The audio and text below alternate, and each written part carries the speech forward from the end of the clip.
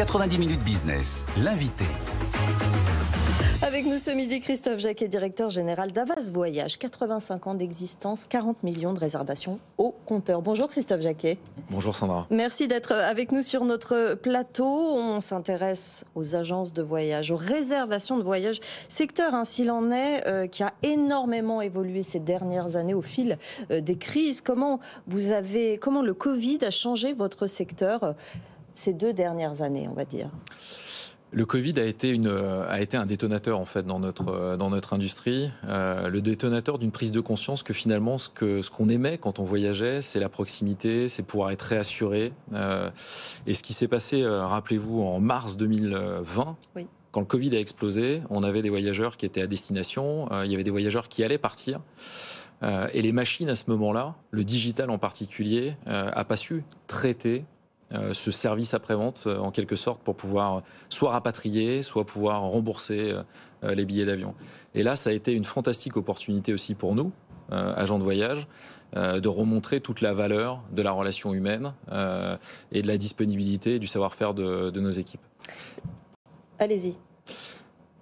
Et aujourd'hui, très précisément, sortie de Covid, nous, on est plutôt en train de se recentrer sur l'héritage de notre entreprise, sur les valeurs de l'entreprise Havas Voyage. Vous avez évoqué 85 années d'existence. Aujourd'hui, notre priorité, sans compromis, c'est se recentrer sur l'intelligence émotionnelle. Voilà. Des valeurs plutôt d'artisanat, des valeurs de proximité, de conseil. Et c'est définitivement à cet endroit-là qu'aujourd'hui, on est en train de se refocuser. Vous réorganisez un petit peu tout cela.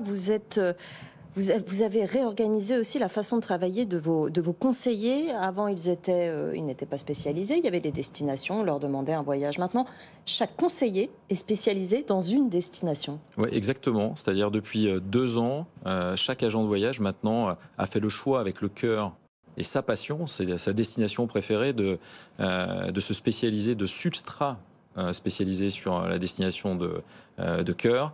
Ce qui veut dire qu'aujourd'hui, on a 400 collaborateurs qui sont des champions de la connaissance, de l'expertise sur les plus belles destinations du monde. Et ça apporte une nouvelle valeur ajoutée très très forte pour nos clients. Mais ça, c'est la première chose. Après, le plus compliqué, c'est de se dire comment est-ce qu'on réussit à les connecter avec les voyageurs. Exactement. L'histoire d'Havas Voyage, c'est aujourd'hui 350 agences de voyage en France. Donc, on a toujours cette valeur de proximité. Et vous les gardez, ces agences physiques. Pour toujours. Ouais. Ça a une valeur inestimable. On est en train de faire un travail important sur nos agences qui est d'en faire vraiment des lieux de vie, des lieux de rencontre, des conférences sur les destinations. Parce que les voyageurs ont envie de se parler avec passion, avec cœur, d'échanger sur leurs prochaines vacances ou leur prochain voyage. Et après, le gros travail qu'on a fait avec le digital, on n'est pas dans une logique de full digital. Nous, définitivement, ce qui nous importe, c'est de pouvoir connecter les voyageurs avec ces champions, avec ces 400 agents de voyage qu'on a en organisation. Donc maintenant, quand vous allez sur havasvoyage.fr, vous choisissez votre destination et en un clic, on vous met en relation avec le meilleur d'entre nous pour vous accompagner dans votre projet. C'est un petit peu quand même le modèle en plus puissant, si je puis dire, de voyageurs du monde, ce que vous êtes en train de nous dire. C'est le modèle d'Havas Voyage à l'échelle de... la différence, c'est qu'on a 400 collaborateurs. Ouais. Et ce qu'on veut aujourd'hui mettre en place, c'est rendre accessible ce service à tous les voyageurs.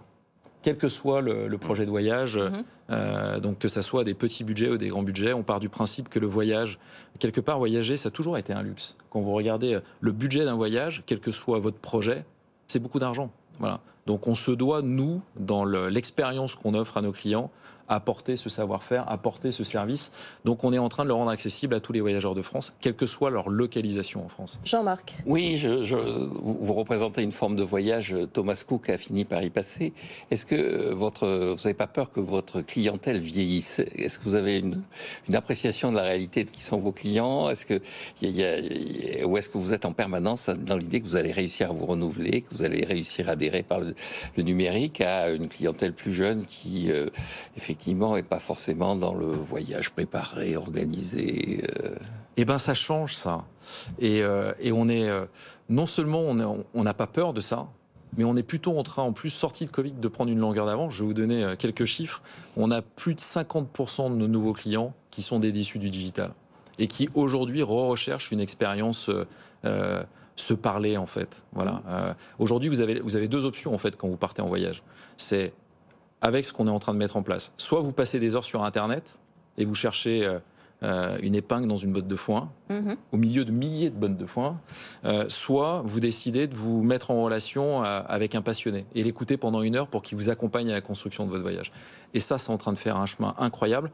Et aujourd'hui, on n'a pas de retard, on a de l'avance. La tendance dans notre réseau aujourd'hui, c'est plus de 30% de croissance par rapport à 2019. Donc ça veut dire que 2023, sortie de Covid. 2023 se présente bien. L'intelligence artificielle fait aussi son entrée dans votre secteur. C'est l'anti-intelligence artificielle où il va falloir quand même l'accepter et la contrôler d'une certaine manière. C'est quoi votre position par rapport à ça? Ma position, c'est l'intelligence émotionnelle. Voilà. Donc, et on va rester concentré là-dessus, ce qui ne veut pas dire qu'on est réfractaire au digital. Et le digital, on l'utilise aujourd'hui pour connecter encore une fois les voyageurs avec les personnes compétentes pour pouvoir interagir avec passion et savoir-faire sur leur prochain voyage. Pierre ? Il y a eu, on l'a bien observé ces dernières années, une montée en puissance des locations saisonnières, pas seulement d'Airbnb. Comment vous intégrez cette demande forte des consommateurs de voyage, de week-end, avec votre modèle qui est a priori, mais vous allez peut-être me contredire, un peu incompatible avec ça? Alors, est-ce qu'il est incompatible ou pas? Ce qui est certain, c'est que je n'ai pas aujourd'hui la connexion qui me permet d'aller chercher un produit Airbnb, et ça m'intéresse pas forcément. Voilà, parce que un voyageur Airbnb, c'est un voyageur qui est très indépendant, finalement, qui fait le choix d'y aller un peu à la découverte sans avoir un voyage qui soit à proprement organisé. Maintenant, la réalité, c'est que le travail qu'on est en train de faire pour autant, c'est vous parler d'Airbnb, mais moi j'ai envie de vous parler de voyage responsable, j'ai envie de vous parler d'écologe, d'authenticité, qui sont pour le coup des produits qu'on ne trouve pas aujourd'hui sur ces plateformes-là, et qui sont des produits qu'on a aujourd'hui dans notre offre.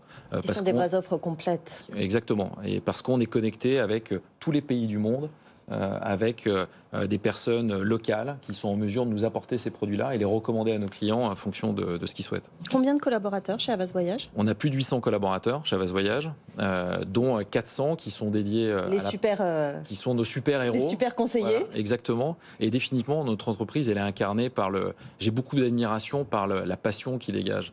Et l'artisanat, moi je crois qu'aujourd'hui, on est dans une ère, un peu de désillusion du digital.